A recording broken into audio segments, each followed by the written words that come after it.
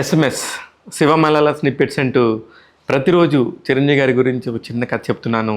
గత 20 రోజులుగా చిరంజీవి గారి జన్మదినాన్ని పురస్కరించుకొని ఈ కథలన్నీ కూడా ఒక చోటకి చేర్చేసి మీ అందరికీ తెలియజెప్పాలని. ఇది అందరికీ తెలిసినట్టే ఉంటుంది, కానీ అన్నీ ఒక ఆర్డర్లో పెట్టి కనుక చెప్తే చాలా కొత్తగా అవునా అన్నట్టుగా అనిపిస్తుంది.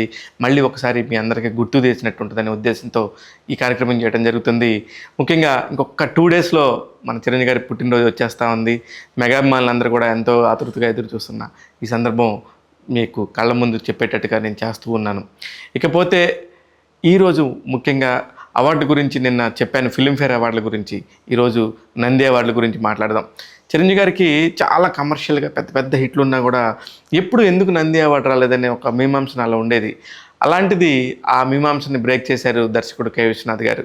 ఆయన ఒక పక్క హిట్ కొడితేనే సినిమా పరంగా కమర్షియల్ హిట్ కొట్టి దానికి మళ్ళీ అవార్డులు ఎలా తీసుకురావాలో ఆయన చేసిన 2 సినిమాల్లో చూపించారు.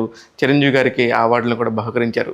ముఖ్యంగా ఆ 2 సినిమాలు కూడా దర్శకుడు కె విశ్వనాథ్ గారు అయితే, నిర్మాత ఏడిది నాగేశ్వరరావు గారు.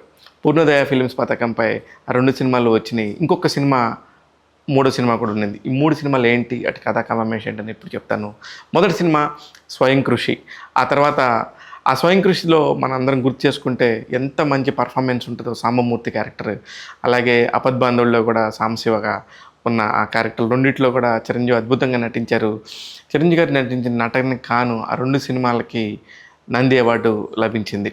ఇకపోతే ముచ్చటగా 3వ సినిమా కమర్షియల్గా అది రికార్డులన్నీ తిరగరాసింది.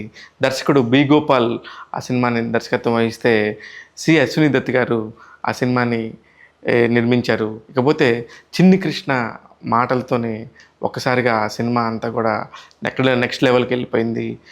ఇకపోతే ఈ 3 సినిమాల ద్వారా చిరంజీవి గారు నంది అవార్డ్స్ తీసుకోవడం జరిగింది. 2016లో రఘుపతి వెంకయ్య అవార్డును కూడా చిరంజీవి గారు దక్కించుకోవడం జరిగింది.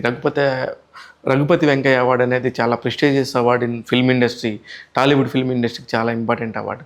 ఈ అవార్డుని కూడా నంది అవార్డులో పురస్కారాల్లోనే బహుకరిస్తారు కాబట్టి దీన్ని కూడా ఇక్కడ చెప్పడం జరుగుతుంది.